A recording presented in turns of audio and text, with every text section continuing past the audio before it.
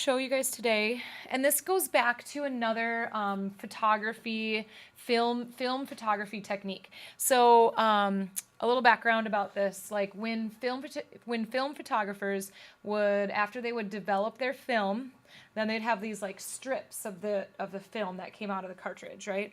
And the negatives, as they're called, will go into this little I don't know, this little holder, and then light would shine through that. And that would go onto a piece of photo paper, and this would happen in a dark room. And then you adjust how long that light goes through and shines onto the photographic paper to determine like how your photograph comes out.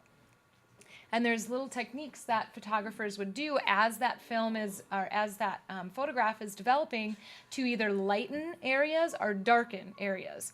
And so, and then that's where these terms come from. So dodge and burn. Dodge means that you would do something that would block the light, even by just putting your hand in between where the light is shining and the photographic paper, because that would hold the light from shining through there, which means that it would actually be, that would be burning. Sorry, I'm screwing that up. Because you would want that to be darker, so then the light would not shine through there, further exposing the photograph. It's a jumbled way of going about this. But anyways, long story short, dodge means that you're going to lighten an area, and burn means that you're going to make it darker. So just as you would think about burning something, that's going to make it darker.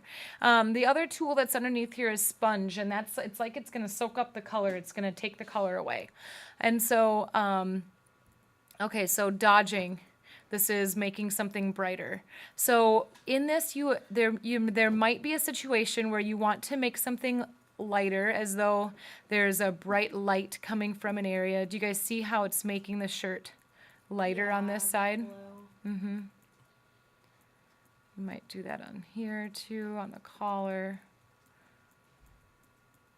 And then if I were to maybe add some lightness up here, right here, top of the eyes, make him look like he's really awake. And then doing any sort of burning means that those darker parts are going to be more accentuated. And I mean, you're even adding, you know, depending on the type of brush that you have, and I think you can even adjust the exposure up here. I'm going to take a couple steps back, because you also want to be careful not to get it to be streaky as well.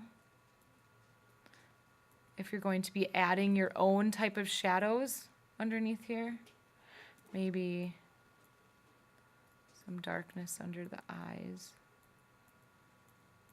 So this is just really something that you probably wouldn't typically add unless you need to add a shadow behind something. This would be a good tool to use for adding a shadow, like Tim, you were doing that the other day. This burning tool would be good for that. Or if you wanted to desaturate one specific area, like if I were to take away the color from his eyes, I would just color that around, and eventually that red is going to go away.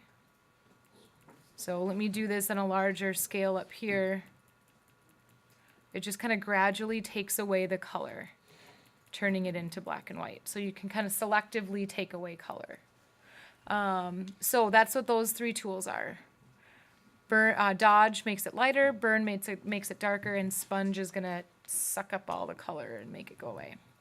Try them out.